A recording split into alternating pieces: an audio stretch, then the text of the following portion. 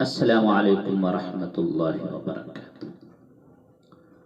الحمدللہ الحمدللہ نحمده ونستعینه ونستغفره ونؤمن به ونتوکل علیہ ونعوذ باللہ من شرور انفسنا ومن سیئات اعمالنا من يهده الله فلا مضل له ومن يضلل فلا هادي له ونشهد أن لا إله إلا الله وحده لا شريك له ونشهد أن سيدنا وحبيبنا ومولانا محمد عبده ورسوله فأعوذ بالله من الشيطان الرجيم بسم الله الرحمن الرحيم قل يا أيها الناس إني رسول الله إليكم جميعا صدق الله العظيم۔ میرے بھائی اور دوستو، بزرگوں، اللہ تعالیٰ نے سارے نبیوں میں سب سے اعلیٰ، سب سے افضل، سب سے برتر، سب سے خوبصورت جناب رسول اللہ صلی اللہ علیہ وسلم کے ہستی کو پیدا فرمایا اور سارے عالم کے انسانوں کے لیے نبی کا اعلان فرمایا کہ قل یا ایھا الناس انی رسول اللہ الیکم جمیعا، کہ اب میں ساری دنیا کے انسانوں کے لیے رسول بن کر آیا ہوں۔ ہائے ہائے، آپ کا ظاہر بھی اتنا خوبصورت ہے اور آپ کی زندگی بھی بہت خوبصورت۔ میں آپ کو مختصر اللہ کے نبی کا حلیہ بتاتا ہوں۔ آپ تشریف لے جا رہے تھے مکہ سے مدینہ، مکہ چھوڑ کر مدینہ۔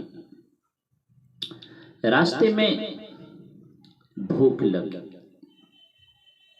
کھانے کا کوئی سامان تھا نہیں، تو آپ نے ایک خیمہ دیکھا، وہاں گئے تو ایک بوڑھی عورت بیٹھی ہوئی تھی۔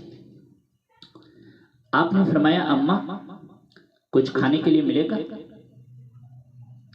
کہنے لگے بیٹا قحط کا زمانہ ہے، کچھ بھی نہیں ہے، نہ کھانے کو ہے نہ پینے کو۔ ایک بکری کھڑی تھی، بالکل لاغر، کمزور، اس کے جسم پر سوائے کھال کے کچھ بھی نہیں تھا۔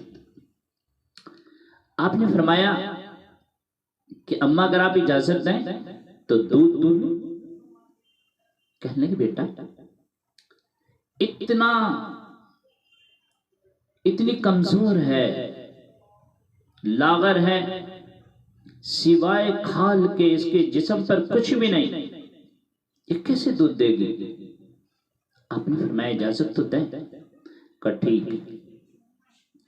اب چونکہ ایک عجیب سا واقعہ ہو رہا ہے ایسی بکری کے بارے میں کہ جو اتنی کمزور ہے، لاغر ہے، چل بھی نہیں سکتی ہے،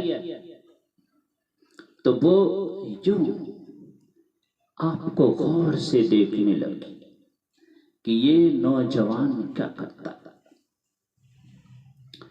آپ نے بکری کے تھن میں جو ہاتھ لگائے وہ نیچے ہو گئے، دودھ سے بھر گئے۔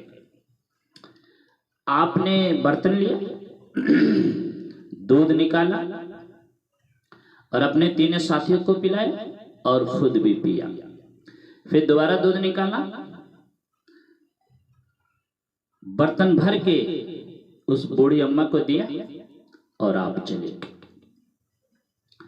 جب شام کو ان کا خاوند آیا ابو معمر، تو کہنے لگا یہ دودھ کہاں سے؟ کہ اس بکری سے۔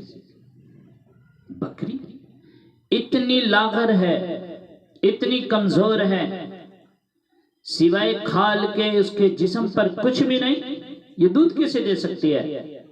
کہاں ایک نوجوان آیا تھا، اس کے ہاتھ میں اتنی تاثیر تھی یہ جادو کہ اس نے تھنوں کو جیسی ہاتھ لگایا سارے برتن دودھ سے بھر گئے۔ تو کہنے لگا ان عقیلی، بتاؤ کیسا تھا؟ تو اب اس نے کیا کہا وہ میں آپ کو بتانا چاہتا ہوں۔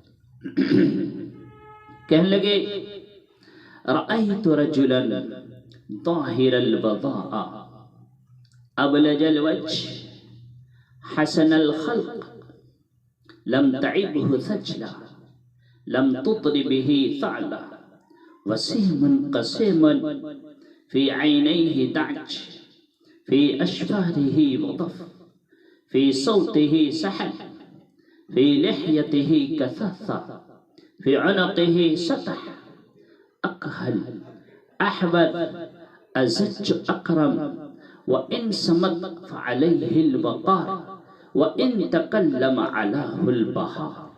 سبحان اللہ، کیا الفاظ تھے اس اماں کے، اماں کیا الفاظ بول گئی۔